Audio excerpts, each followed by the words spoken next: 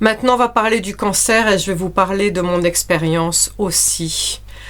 Le cancer, je n'ai aucune prétention de soigner le cancer avec des soins énergétiques. Toutefois, sachez que je vous ai dit que les maladies se fixent sur un taux vibratoire bas. Eh bien, sachez que le cancer est la maladie qui a le taux vibratoire le plus bas.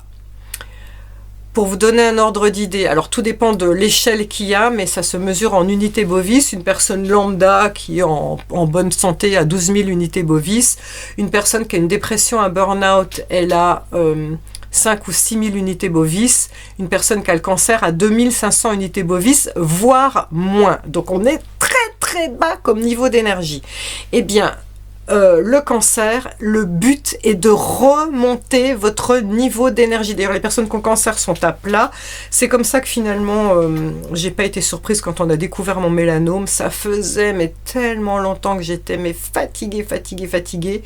Et j'arrêtais pas de dire à Antonio, je disais, c'est pas possible, je dois avoir un cancer, il y a un truc qu'on n'a pas vu. Sauf que on avait vu des cellules malignes qui allaient virer au cancer au niveau du col de l'utérus, et on m'a fait une conisation, on me l'a enlevé. Donc je m'étais dit, normalement j'ai plus rien.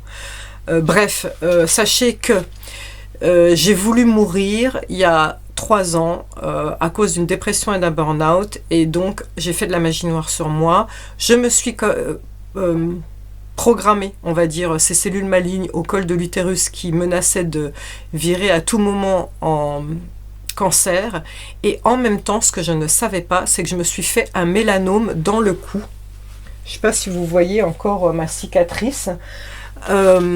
Et ce mélanome, il est venu en même temps au moment où j'ai voulu mourir. Donc j'ai eu le col de l'utérus et le mélanome dans le cou.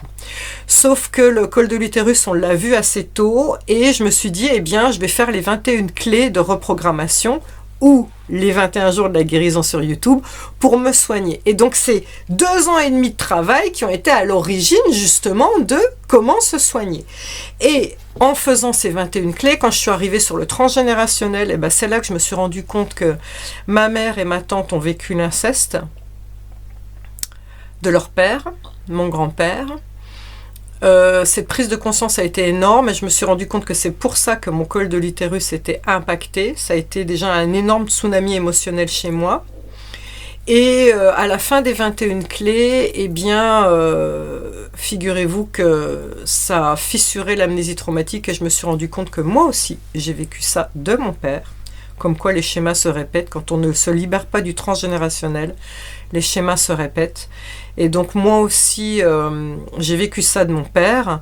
Et donc j'ai refait les 21 clés de reprogrammation pour me soigner, parce que j'ai vécu là, dernièrement, 1 an de stress post-traumatique, avec des terreurs la nuit. Enfin, ça a été un enfer. Et justement, il y a 3 mois de ça, on me découvre le mélanome. Et on me dit, madame, il date de quand ? Et moi, sur le moment, je dis, je sais pas, peut-être d'1 an. Et en fait, on regarde les vidéos. Mais c'est facile, hein. C'était très facile, il était situé ici. Donc, il suffisait de regarder mes anciennes vidéos quand je tournais le cou, et quand on voyait mon cou. Et là, on s'est rendu compte que ça datait d'il y a 3 ans, quand j'ai voulu mourir. Et là, quand je suis retournée voir le médecin en disant, voilà, ça date d'il y a 3 ans, ils ont fait 3 ans.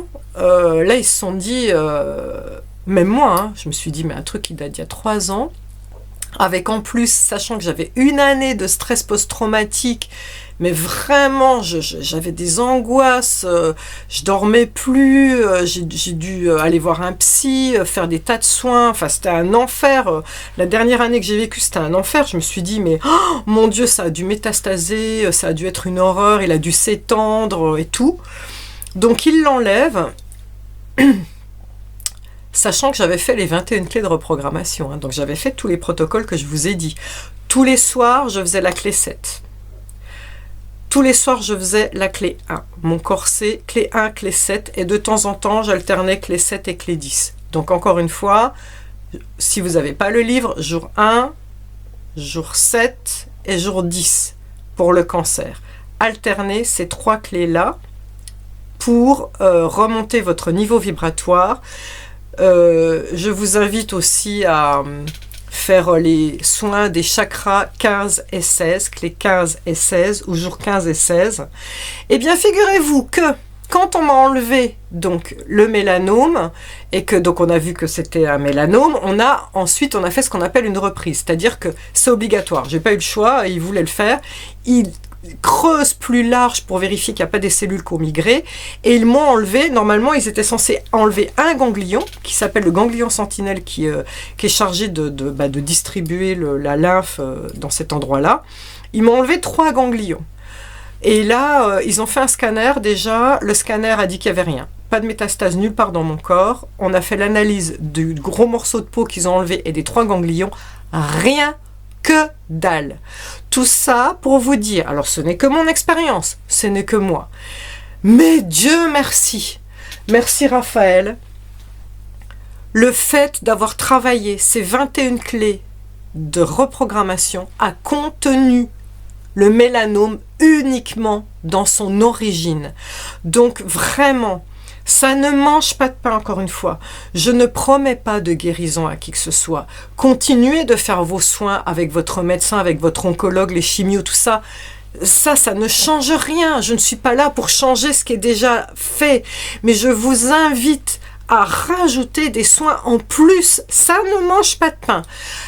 En plus, je vous invite, pour ceux qui ont le cancer, à vous rapprocher des travaux du docteur Simonton, qui est un grand cancérologue, ou de Joe Dispenza, qui a notamment fait le livre qui s'appelle Le Placebo, du docteur Joe Dispenza. Il a fait des livres extraordinaires sur ce sujet, ou de Greg Braden, B-R-A-2-D-E-N, Greg G-R-E-2-G-B-R-A-D-E-N, Greg Braden. Donc, Dr. Simonton, Joe Dispenza ou Greg Braden, ces 3 personnes-là ont parlé du cancer en long, en large et en travers, et comment on peut avoir des rémissions spontanées, et comment on peut parler à son corps pour en sortir. Donc, vraiment, travailler sur ce sujet. Moi, je l'ai fait. J'ai vraiment beaucoup travaillé sur ce sujet, pour moi, personnellement.